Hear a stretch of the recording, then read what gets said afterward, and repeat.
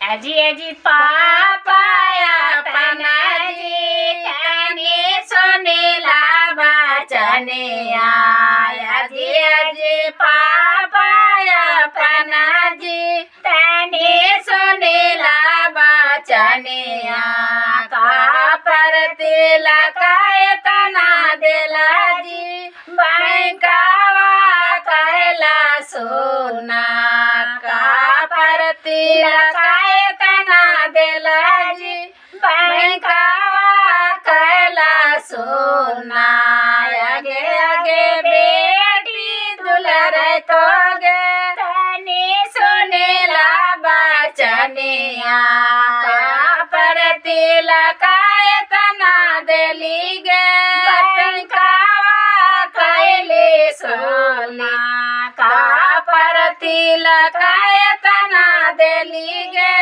बैंकावा कहले सोना एक तो सजना बोलली गे आंगन बिच बैठवाले का तो सजना बोलली गे आंगन बिच बैठवाले हाथ की तवा मुख पना गे सुंदर दमाद परिचाले हाथ की तवा मुख पना गे सुंदर दमाद परिचाले पर तिलक तना दिली गे बैंकावा कहले सोना पर तिलक तना दिली गे बैंकावा कहले सोना।